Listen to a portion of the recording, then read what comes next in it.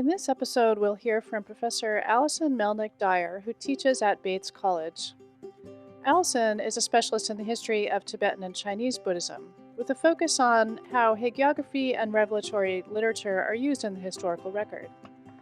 Alison's research considers questions at the intersection of authority, gender, privilege, and the role of religious institutions in Tibetan and Chinese literature and society.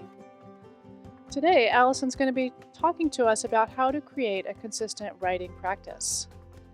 She'll talk about how to plan ahead and make a schedule for writing, about writing rituals and what it means to kill your darlings, and she'll talk to us about the importance of a writing community to keep you accountable. Many of us struggle with writing, and it's always hard to keep a writing project going over time, especially if you're working alone. So I'm especially happy to hear from Alison, who I think is an amazing writer, about her practice of writing. Hi, so I'm going to talk today a little bit about some ways to create a consistent writing practice. And I'm going to share with you 5 things that I found to be helpful that I hope you also find to be helpful. Okay, so the first thing is, why am I writing? Often when we're working on a project, especially in grad school, but not always, we might have imagined audiences outside of ourselves, and that can be really helpful to think about your audience, but it can also get in the way of consistent writing. So if you find that you're having trouble with writing consistently, you might ask yourself, who am I writing for? And why am I writing? Reminding yourself of the reasons that you are pursuing a degree or the reasons that you are pursuing a particular project can be helpful for focusing your energy back on your ultimate goals rather than a specific person who may or may not be reading the material once it's complete. So thing 2 is planning ahead and revising often. So when we are writing, it really helps to be focused and organized on what you're working on from day to day. And it can be overwhelming if you're thinking about the entire project rather than a particular section of a chapter or some particular aspect. So getting as detailed as possible in creating a schedule can be really useful. I would recommend doing this on a calendar and thinking as far in advance as you can, thinking about when the end product will be finished and working backwards from there, becoming more and more detailed as you get closer to the date that you're at. Working from a calendar can be helpful, but it's also important to remember that plans change and things shift, and sometimes we have to revise the calendar. So checking it weekly is really helpful. Often I will do this at the beginning of the week, Sunday night or Monday morning, and look at what my writing plan is for the week and adjusting it based on what is going to be possible. That is also important.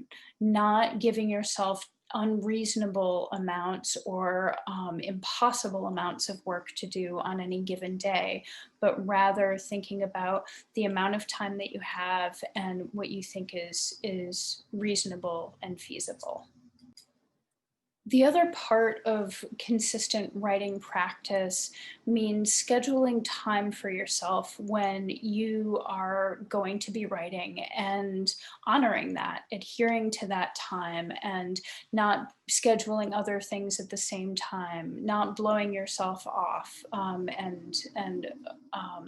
and canceling your writing appointments with yourself. So we'll talk more about accountability later, but I would suggest when you're creating a calendar, when you're creating a writing plan, think about how consistent can I be with writing either every day or every other day or set times each week, and making those as frequent as possible. So often the recommendation is to write every day. Some people can do that. Some people don't have the time in their schedule to do that. Sometimes people find it's easier to write first thing in the morning if that's possible. If not, then it's not. But the earlier you get it done in the day, the earlier you can say, oh, hey, I did some writing today and I'm on track. Thing 3, rituals help. So what do I mean by a ritual? So when we're writing, it is often easier if you have a space that is cleared, that is ready for you to write. This might be a desk, it might be a space that is set apart for all of your scholarly work, or it might be another place in your house or wherever you live where you feel comfortable writing. Some people find that it's helpful to create a ritual around writing, to set an intention of now I'm going to do some writing. Some people will make themselves a cup of tea or a cup of coffee before they sit down. They will make sure that all of the other distractions are put away so that they're not easily going to focus on other things. And they'll say, okay, now it is time to do some writing. When you're thinking about creating a ritual for yourself, I would say think about it in terms of what makes you feel most comfortable, most ready to write. Is it exercising beforehand? Is it making sure that you have had something to eat?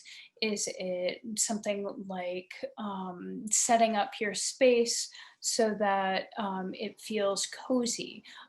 It's different for everyone. And for some people, those things might be helpful. For some people, that might not work. It may be as simple as walking into your office and closing your door, going into whatever space you have that's available to you. But whatever it is, make sure that you're doing that so that you're signaling to yourself, okay, it's time to write. The other piece of this, and I've found this to be really helpful when first creating a writing practice, is to reward yourself at the end of your writing session. By reward, I mean doing something for yourself that signals to your brain, hey, good job, you did a good thing. This is not rewarding yourself by going and doing the laundry, because you were going to do that anyway. Let's be honest, that's not actually a reward, but giving yourself something to say, good job. And at the beginning of a writing practice, or even just throughout the whole time, this can help you with creating that space and also developing the habit of writing. Thing 4 is the word graveyard. You've probably heard the phrase kill your darlings. When we are writing, it can be very hard to delete words or phrases that we have become attached to. Perhaps it's a particularly florid turn of phrase that you feel great about, but in fact is not really going to work. So I was advised by my grad school advisor to create a word graveyard, a document that you have open while you're writing, that you can pull things that would otherwise be deleted and just drop them there. That way you have the Word document. If you wake up in the night at 3 in the morning and you think, I really have to have that sentence back, you can go and get it and put it back into the document. The reality is you may not go back to that document very often, but it can help with the revision process. And it can also help with the idea that as you're writing, you're not necessarily always creating prose that's going to immediately go and be seen by someone else. Okay, so the fourth and final thing is accountability. Accountability. Creating a writing community is quite possibly the most important thing that writers can do as they're cultivating a consistent practice of writing. This means finding other people who are also writing consistently or seeking to write consistently, and setting up a way to check in with each other, to be accountable to each other. These are your accountability buddies. They're very important. They are people who you trust, who you don't have feelings of inherent competitiveness with or other concerns about. They're your friends. They're people that you can be open with about what your writing struggles might be for that day or that week. And there are people who are writing approximately the same amount as you. That is willing to meet or check in maybe daily, maybe weekly, maybe a couple times a day. There are a lot of different ways to create communities of accountability. Some ways that I've engaged in this is by participating in writing groups where we check in on Zoom and we write together while we're on Zoom, or maybe we check in at the beginning of a writing session and then check in at the end. This might happen by text, by phone.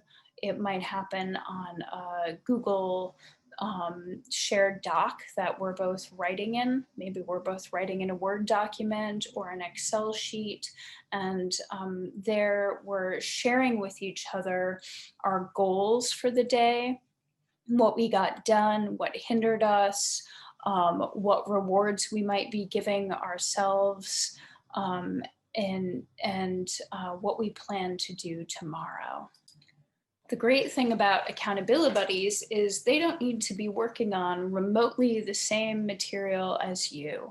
They could be writing something completely different. The importance is that they are also writing a similar amount, similar frequency, and they're also willing to be checking in with one another. The other great thing about having someone that you're accountable to outside of yourself, who's a friend, is that you can talk about your plan, your writing plan, and your calendar, your schedule. You can discuss with them what's happening with that. Are you getting behind? Have you gotten ahead? And discussing with them what barriers there might be, what things that you think will help you with the process, and you have another person that you're working with, so that writing is not solitary. We often think about writing as something we go off and do alone without showing each other or sharing what it is we're working on. But in fact, writing can be a collaborative process, and it can be a community-focused process. And in a lot of ways, accountability can help with maintaining writing consistency. Okay, that's all I have for today. I hope that you found this video to be helpful, and I wish you all the best with your writing practice.